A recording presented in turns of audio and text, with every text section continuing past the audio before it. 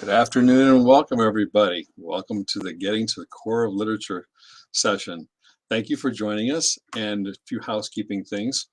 On the right is a chat box so that you can talk to each other and communicate to each other. And if you ask questions, we can get back to you or however. So it's a great way to do it. We also would like you to like and subscribe to our channel down below. And it's not working, so hold on a second. We'll go back this route. If you'll see on the right, there'll be moderators from time to time who will show up with a wrench in the chat room so you'll be able to see what's going on. And they can also help us answer questions as needed. And let's get right on to it. And I want to welcome Nina to our conference and have her presentation. And thank you for joining us, and we'll get started. Thanks, Jim. So welcome to Getting to the Core of Literature. I'm Nina Benaroch. Today I'm going to show you how to create custom materials that will allow you to adapt just about any book or video and to include visual supports for your students, because not everybody can read and not everybody can communicate in the same way. So let's get started. This is who I am. Like I said, this is my name, Nina Benaroch. I'm a licensed and certified speech-language pathologist working in Palm Beach County Schools since 2011. For the past 6 years, I've been working mostly with students who have language impairments, and many of whom are diagnosed with Autism Spectrum disorder. Some of my students have other disabilities which impact their ability to comprehend language, such as intellectual impairment or auditory processing disorder. Some of my students also are English language learners or may comprehend English but do not speak because of selective mutism, or they may speak but be difficult to understand due to speech impairments, or all of the above. All right, so let's talk about core words. My title of my presentation was Getting to the Core of Literature. This is the core vocabulary. It refers to the small number of words that make up more than 70 to 90% of what we say on a daily basis. These words are relevant across contexts and can have many meanings. Examples are stop, go, mine, get, more, turn, on, off, up, down, that. These words are more universally relevant than specific context-dependent nouns, which are called fringe words. So in any conversation, you're going to be using the core words a lot more than the fringe words, which typically are nouns. Why do we use core words? Core words can be taught and reinforced in a variety of activities and allow for quick and easy single words or short phrases, such as I want, or he sees it. The child can combine a phrase like I want with pointing to the thing that they want. Core vocabulary is powerful because it allows communicators to express a wide variety of concepts with a very small number of words. The ability to produce core words aids in the auditory processing of those core words when listening to others. I also work with pretty closely with the ESE teachers as a team, and we use the core boards. They use them in instruction. I use them in speech language therapy context, and I know that some of the teachers consider these as sight words as well. So what are core symbols? Core symbols are core words combined with picture icons, which allow individuals who cannot read text to understand the basic concept of each word. So this is a core symbol for hello. This one is friend. We create these boards and symbols in our district using the software BoardMaker Plus. You can make lots of things with BoardMaker Plus. I love it. So what is a core board? I'm going to show you some pictures in a minute, but you can see the large one behind me. Core boards are a form of low-tech, augmentative, and alternative communication. We call that AAC. That includes the core vocabulary. AAC is used to describe various methods of communication which can help people who are unable to understand or easily produce verbal speech to communicate. AAC methods can vary and can be customized to meet every individual's needs. And there are high-tech speech output devices that use the core symbols. Lots of different manufacturers make them. I use a lot of low-tech boards with my students. They're inexpensive, they're easy to make, and that's kind of what today is about. So here's an example of what we call the Core 30 board. It's called the Core 30 because there are 30 symbols on it. You also can add more symbols. This is the Core 90 board. And the reason that you would use the Core 90 versus the 30 is because, well, there's lots more symbols on it. These were created by people in the district who conveniently added a wider border onto the symbols that exist on the Core 30 board, so they're easier to find within the 90 symbols. I just want to show you. This is a Core 30 that only has 8 symbols on it that I use for one of my students. Let me make it straight so you can see it. Notice that the symbols are in the same place on the board. There we go. Thanks, Jim. And then I'll show you a couple other things. I have a board that I made for just a certain activity. This one is for blowing bubbles, a favorite of my students. So I have the core board, but then also I have, sorry, I'm backwards here. I have like these fringe words like jar and bubbles that maybe you'd only use when you're blowing bubbles. Those are the fringe words. This is a frequently used, very well-loved board that I have with all the describing words. A lot of my students have IEP goals to make choices. So I have all the colors on here, big and little, the shapes, the numbers, very handy. I just made this one because I have this card game. It's like Go Fish, but with Halloween pictures on it, but I could use this board for any kind of Go Fish game. So I added same and different, and I added fish, but the icon for go is here. So go fish. Sorry, I'm pointing, I'm looking backwards like in a mirror. Anyway, that's what a core board is. So what I'm going to show you is some examples of how I have integrated the core boards or just even individual core symbols into literature using Google Slides. So some of you may be familiar with this. This is a example of a Bitmoji classroom. And anybody who knows how to make a Bitmoji classroom knows exactly the techniques that we're going to use to make these adapted books, essentially. This is how I store them also. So virtually I have a bookshelf and I have my books on the shelf.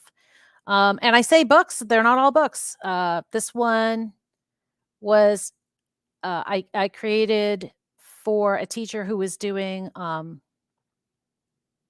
a phonics lesson with final SP blends. And I really wasn't able to find a book that captured that. So the board WASP has that final SP blend. So I made a book using an epic book that was about wasps, but then adding a bunch of pictures to it. I'm going to show you it. So just like any Bitmoji classroom, I have linked to another presentation. So I will just show it to you.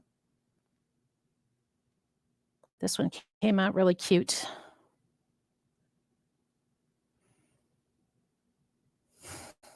Hopefully it won't take too long to load. There we go. So see, I gave credit to the original author of the epic book. Give it a minute for the pages to load here. Well, there it goes.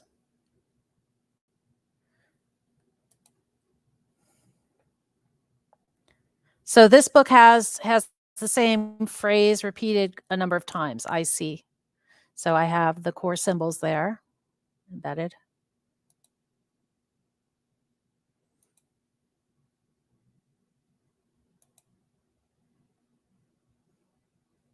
We would use a strategy doing therapy with kids while reading these books or doing a lesson while reading these books where we comment on the page, and then we kind of wait, looking expectantly at the child, wait for them to make comments, and then we respond to their comments. So I say, "Oh, what's inside? Wasps. What is in? Hmm, there's a wasp." And then I look at the child. "Oh, you see it too. You pointed to the wasp. He's inside." And so on. I'm not going to teach you how to do speech and language therapy or teaching, just giving you an example of how you would use it. So I'll go through. This one's cute because I added a GIF at the end.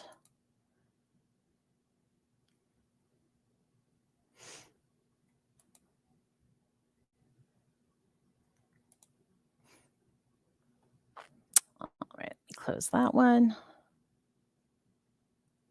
So that was an example of a book that had just the individual core symbols embedded into it. This is one where I have a YouTube video and the entire core board is next to it. So I can show the video and then pause it as it's going. I'm not going to play it right now, but this would be the video. You can hit play and then I could pause it and say, "Oh, look, she's saying hi. I wonder what they're going to read."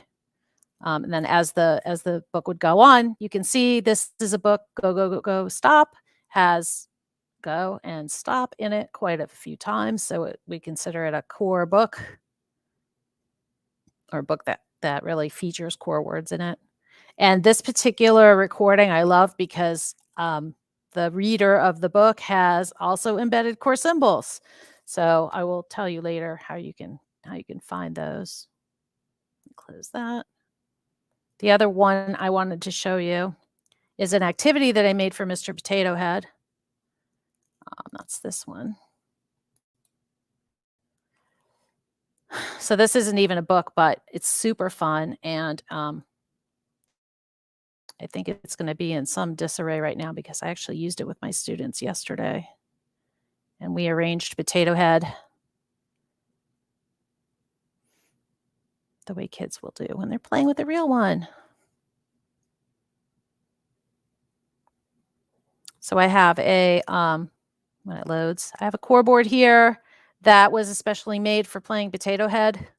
So the fringe for Potato Head is here, all the different parts, some colors. So I included hats in the 3 different colors so the kids can make choices.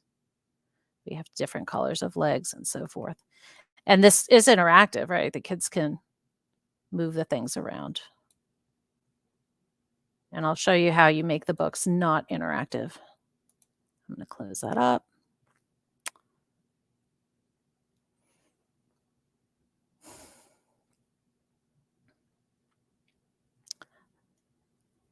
Also, I have linked, if you want to see the slide presentation later, linked to this image, a larger library that I have created of lots more of these resources.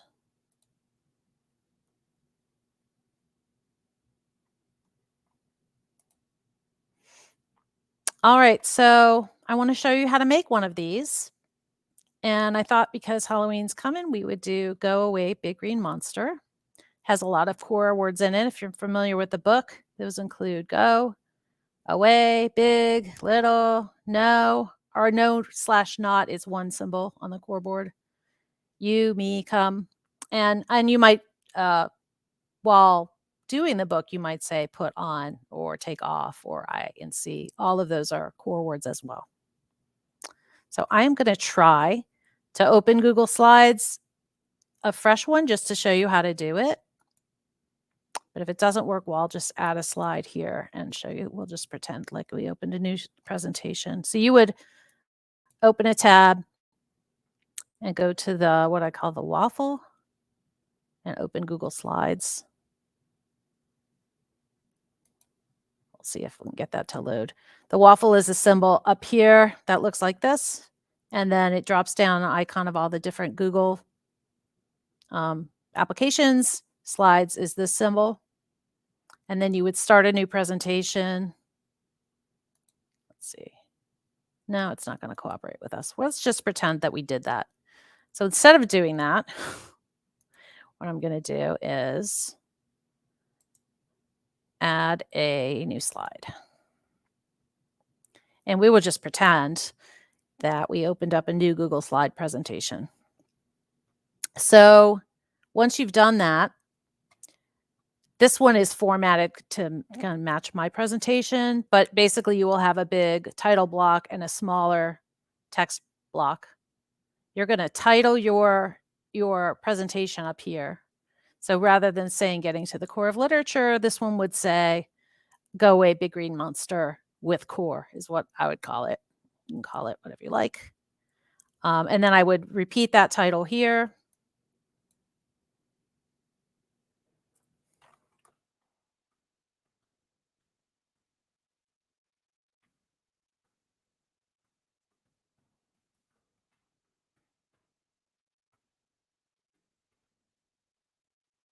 And then I would resize that.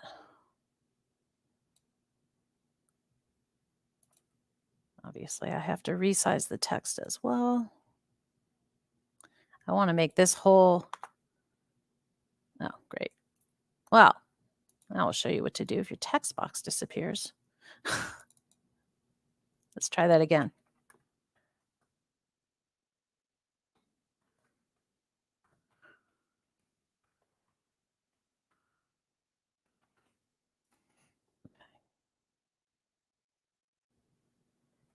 So I'm leaving space on this side for my core board, and I'm going to embed a YouTube video on this side. Now, if you're embedding a YouTube video, all you need is one slide. Your whole presentation is going to be one slide. If you're going to make a book with individual pages, you're going to have as many slides as there are pages in the book, or as many pages as you want to include. The same as with my WASP one that I showed you. So let me show you how to insert a video. So if you're inserting anything, you go to the insert menu. For video, you click video. It's going to take you to a YouTube search box.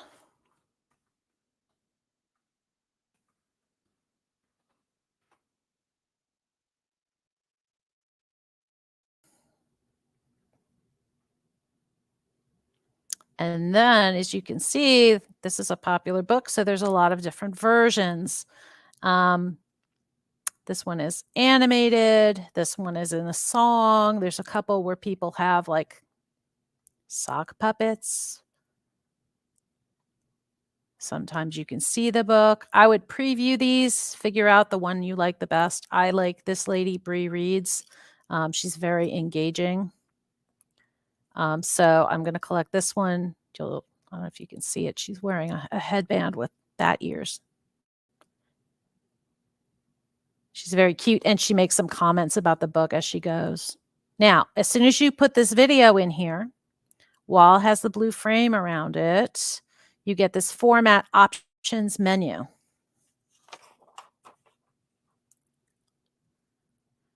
And don't worry about taking notes or anything. The following slides down here have all of the step-by-step instructions that I'm telling you.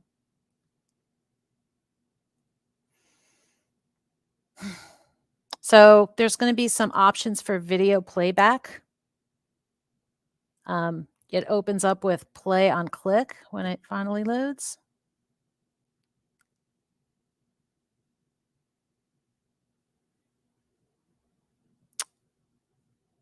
I had a chat with our ITSA in my building, and he said that our computers are particularly old in this building. I'm at an older school. But not to worry, we're about to get a refresh. So all right, anyway, when this eventually reloads, I will show you what to do. Meanwhile, I'm going to insert the core board itself. So I clicked insert image, and I'm going to upload this from my computer. I've saved it on my computer. I should get a little window. Here comes my window.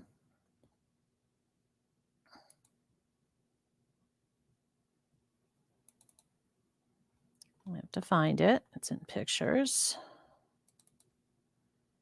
Now, this is the work I did ahead of time.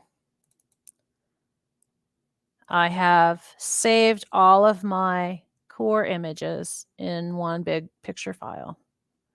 So I'm going to add this Core 90 whole board. And there it is. And you can just leave it just like that. That can be your whole presentation right there. Or you can, when you're first learning, I felt it was pretty useful. I can move this a little bit if you wanted. If I wanted to put some fringe symbols, I would have room to put them down below or even across the whole bottom if I wanted. Anyway, when you're first learning to use the core board, it's pretty helpful to add some shapes. So I clicked on the shapes. I could do a circle or a square. Let's do a circle. Shape's going to appear. Let's say go, because it's go, a big green monster. Oh no, I have covered my icon. Whatever shall I do? All right, so we have to edit this a little bit. So we're going to change the color to transparent. We are going to make the border color a nice black, and I'm going to make the border a little bit bigger, and now I can see it. Now I can just copy that and make a few. And so now I have, let's see, where is away? Go away.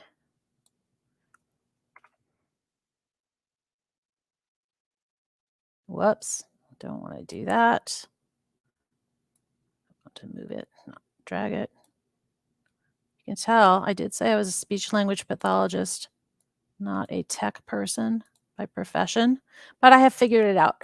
Okay, so anyway, you would make as many of those as you want. Obviously, green would be a fringe word here. So if I wanted to add green, I could. But right now, we're going to say go away. Big green monster, like that. All right, let's see if we can get this other. Yes. Okay, this other menu finally loaded. So something that you need to do, and if you don't do it every time you hit, when you're playing the video, every time you point to one of the icons on the core board or any place else on the slide, your video will stop and start, or sometimes restart, which is terrible. So you don't want it to say play on click. You want it to say play manual. That's important. All right, let's see. Moving on. So I showed you how to add an image you have saved. If you wanted to add an image that you didn't already have saved, you could insert another image by searching the web. Look images, search for that. You can add GIFs. My extension is not working today, so I can't show it to you.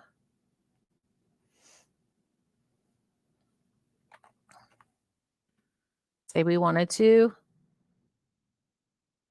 add the fringe for green. You could do that easily.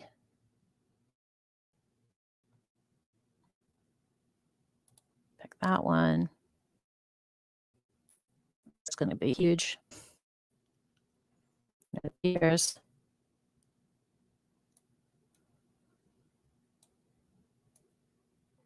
So then you could have green, you could add the monster, you could add whatever else that you like. And that's that, except you want to finish it so that it looks nice, so that when your students see it or when you have it, when you're presenting it or sharing it, it's in presentation mode, which would mean it will look like that. You won't see all those slides on the side.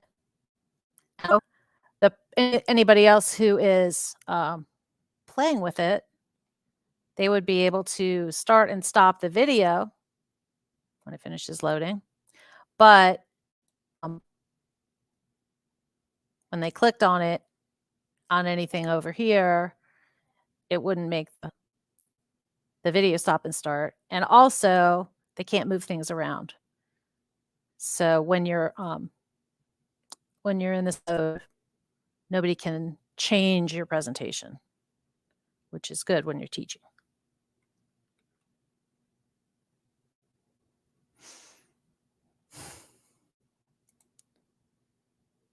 So here's the instructions as I just told you. I'm going to skip over these slides though, because I just knew what they are.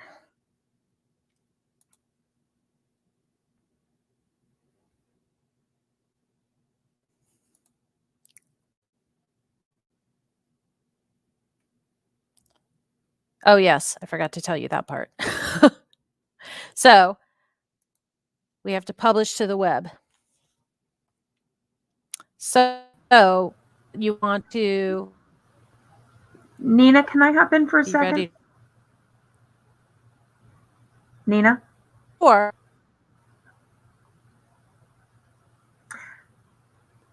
yes. Hi. So Nina, we've had a few questions about the core boards and about links to the presentation. Okay. So I just want to let people know that we have put the link to the assistive technology, also known as AT. The AT Google Classroom code is in the chat box. So if people want to join that, the code is there and they can get those core boards there. And then also some people have asked about copies of your presentation. So I did tell them that you will be sharing your contact information at the end of the presentation. And that way, if anyone wants to contact you, they can. Okay. I'm sorry. Go ahead. Yes. And I also have a list of resources at the end of the presentation. Will be helpful for you to learn how to do this, how to add things in general. Any skills you learn in learning how to make a Bitmoji classroom are basically the same skills in learning how to add core to books. Okay, so I just was going to show you how to finish this too. But before you do that, you want to make sure you have a place to store it. So on my virtual shelf, I've already added this image of Go Away Big Green Monster, which I added the same exact way that I just showed you. I did insert, image, I searched the web.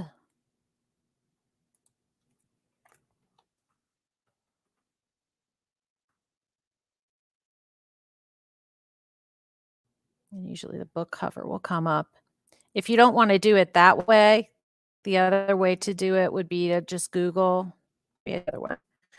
You would Google the name of your book, Google Images, and then you take a screenshot with the snip tool, which yeah, there it is down there. So you can take pictures of anything on your screen, and that's how I have created and stored all of the images. Anyway, so all of these are linked except for this one. So I'm going to show you how to link it. So you click on it so that you've got that blue border, and I do Control K. I believe there's another way you can insert a link. Yeah, you could do insert and link. Gets you the same way, but I like the Control K. That gives you your box, and you can link anything to anything else. So in the presentation I was watching this morning, Rosa Kincaid was talking about linking to other slides in your presentation, but we're going to link to an entirely different slide, which would be the Go Away Big Green Monster, if this were a separate slide presentation.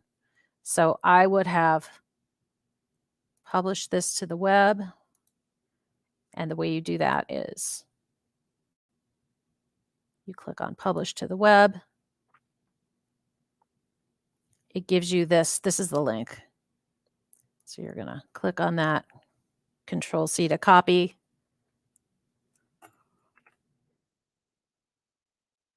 That out. In this case, Control K. And you would just paste it right in there. I don't want to do that actually because this is going to link right back to my same place. So I'm not going to do that. But if you did, you would click on Apply and then it would give you the link that you need. I don't want to link to myself. It seems to me that it could only cause trouble if I do that. I'm just going to close that. But that's how I did that. So that's how you get this link here. And if I would click that, it would take you to the presentation just as I did with the other ones. So let me see. We only have a few more minutes. So I want to show you. That's where we were. I want to show you the snip tool. So if you don't already have it on your screen, you would open up your Windows, look for snip tool, alphabetical, the snipping tool, click it, and the little icon appears on the bottom. And when you go to snip something, you just open it. This little window appears. You would click new. The whole screen grays out. You drag and drop what you want. You get your image, and then you just right click on it and copy it, and you can put it right into your slides presentation. Or if you want to save it, you click on Save As and store it in wherever you want to store it. I store mine in my pictures, and I have a file for things. But something like a book cover, I don't want to save particularly, so I would just copy it and paste it. I do not want to save changes to the snip.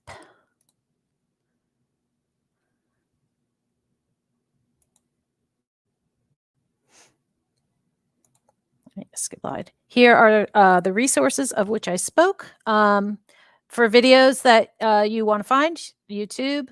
I love Mr. Clay videos. If you search on the YouTube the name of the book and core, the word core, you will get versions that have the core words.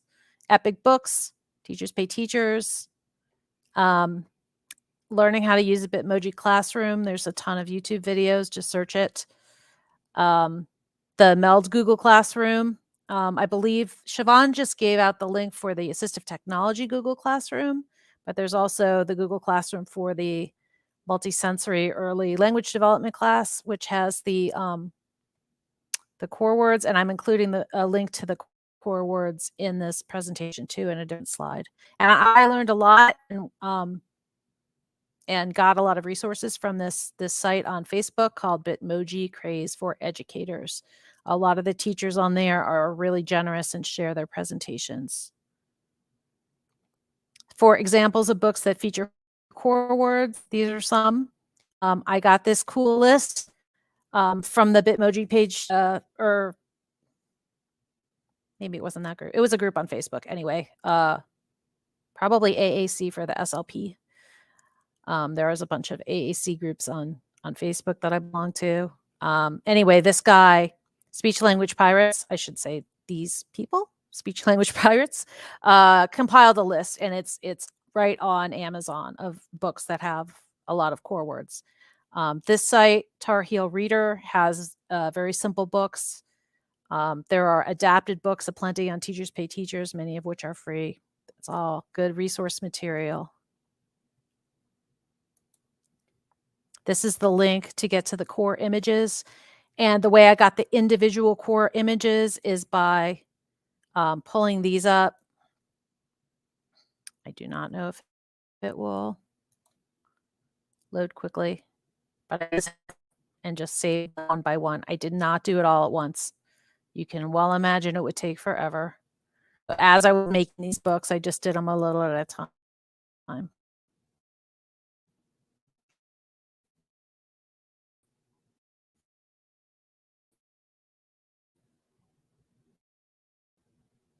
One has on here is give you the core 90 symbols, but in enlarged chunks. I think it's cut up into 9 pieces, something like that. So you would look at like core 90 upper right, and it just makes the snip them, they're more clear. Otherwise, they come out kind of blurry. It's not going to load. I apologize for this tech. Like I said, old building. Anyway, are there any other questions?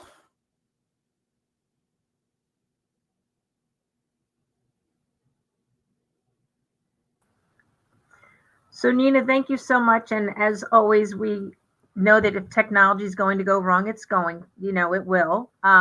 We're just happy because it came through pretty well most of the time. We are going to talk a little bit about prizes because that's what's coming up next. So if anyone has questions, they can feel free to reach out. And I believe you have another slide there, Nina, as far as contact information. There are no more questions coming in the chat pod. So our timing worked well. Perfect. This is my email and this is Siobhan's. Between us, we both could share out this getting to the core slide presentation, and I can share some of the resources that I have created as well.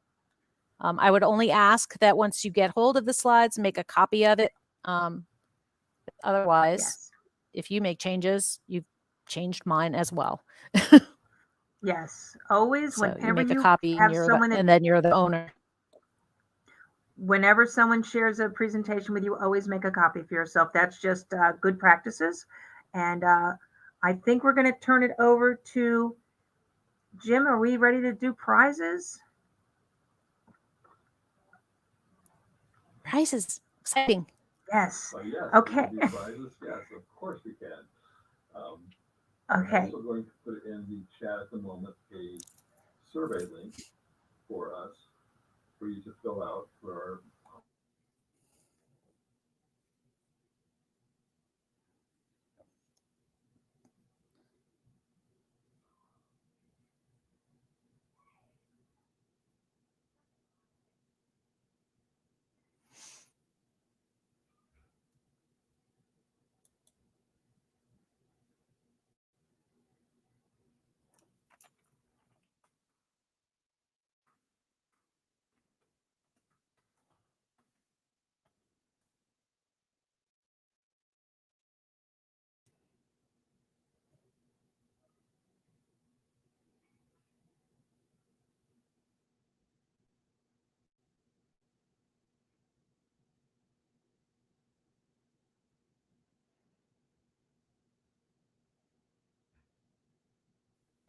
You'll have a good chance. It's not a huge crowd in here today, so you have a pretty good chance at getting a prize. We'll give you another second to come in.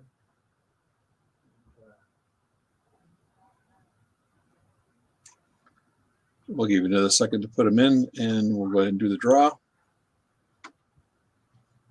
And today's winner is... Drum roll, please. EdTech team winner, Elizabeth Brown. Congratulations. Congratulations. Now, Elizabeth Brown, please email John Shoemaker at palmbeachschools.org.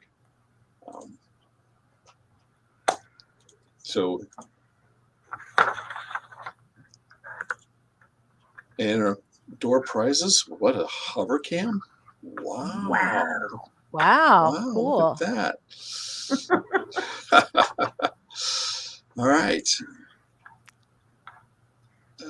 So we just want to thank everyone for being here today and hope you'll attend one of the next sessions. And don't forget the keynote speaker at the end of the day.